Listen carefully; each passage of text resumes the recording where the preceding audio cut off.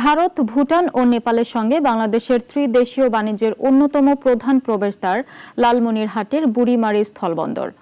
অপার সম্ভাবনা সত্ত্বেও অব্যবস্থাপনা এবং জরাজীর্ণ মহাসড়কের কারণে সমস্যায় জর্জরিত এই বন্দরটি। প্রতিদিন শত শত ট্রাকের চাপ, তীব্র যানজট এবং ধীর গতির উন্নয়ন কর্মকাণ্ডে চরম ভোগান্তিতে ব্যবসায়ী এবং স্থানীয়রা। মুহসিন ইসলাম শাওনের রিপোর্ট, জানাচ্ছেন শাশ্বতী সরকার। প্রতিদিন ৩৫০'র বেশি পণ্যবাহী ট্রাক বুড়িমারী স্থলবন্দর দিয়ে বাংলাদেশে প্রবেশ করে, ছেড়ে যায় অর্ধশতের বেশি। তবে অব্যবস্থাপনা ও জায়গার অভাবে নানা সমস্যায় বন্দরটি। দৈনিক গাড়ির চাপ সামলাতে হিমশিম খাচ্ছে বন্দর কর্তৃপক্ষ। দ্রুত আইনি প্রক্রিয়া শেষ করে ট্রাকগুলো ছেড়ে দিলেও বুড়িমারী লালমনিরহাট মহাসড়কে দীর্ঘক্ষণ দাঁড়িয়ে থাকতে হয় গাড়িগুলোকে। এতে তৈরি হয় ভয়াবহ যানজট। বন্দরের সংযোগ মহাসড়ক যেন ভোগান্তির আরেক নাম। ১০৫ কিলোমিটার দীর্ঘ এই জাতীয় মহাসড়কটি মাত্র ১৮ ফুট চওড়া, যা দুটি ট্রাক পাশাপাশি অতিক্রম করার পক্ষে যথেষ্ট নয়।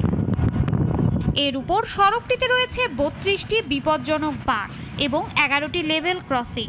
সড়কে পার্ক করে রাখা ট্রাক এবং সরু রাস্তার কারণে এখানে যানজট ও দুর্ঘটনা নিত্য নৈমিত্তিক ব্যাপার হয়ে দাঁড়িয়েছে।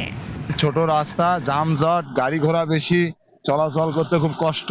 এই রাস্তাটা একটা ধরেন যে সরকারের রাজস্ব আয়ের জন্য বিশাল অবদান রাখে, কিন্তু আমাদের সরকার ব্যবস্থা এই রাস্তার কোনো উন্নতি করে না। এখানে তো মনে করেন যে কোটি কোটি টাকা সরকারও পায়। রাস্তা যদি ভালো হয়, একটা যাবে একটা আসবে, মাঝখানে থাকবে বিট, এইটা হয়তো সবচেয়ে উত্তম কাজ হয়। স্থানীয়দের সঙ্গে জমি বিরোধে থেমে আছে বন্দর প্রসারের কাজ। এতে পিছিয়ে গেছে বন্দর উন্নয়ন। আমরা পরিকল্পনা করছি, পেভমেন্ট ডিজাইনের জন্য ডিজাইন ইউনিটে চিঠি লিখেছি। এরপর আমরা একটা প্রকল্প তৈরি করবো যাতে এই পুরো রাস্তাটি অন্তত ২৪ ফিট হওয়া যায়। তবে যদি এর চেয়ে বড়, যেমন 4 লেন রাস্তা করা লাগে, সেক্ষেত্রে আমাদের জমি অধিগ্রহণের বিষয় থাকবে। বিশ্লেষকরা বলছেন, ত্রিদেশীয় বাণিজ্যের এই গুরুত্বপূর্ণ হাবের সম্ভাবনাকে কাজে লাগাতে হলে জরুরি ভিত্তিতে ভূমি অধিগ্রহণ জটিলতা নিরসন এবং মহাসড়কটি ৪ লেনে উন্নীত করার কোনো বিকল্প নেই। অন্যথায় ভোগান্তি বাড়ার পাশাপাশি বিপুল পরিমাণ রাজস্ব হারাবে দেশ।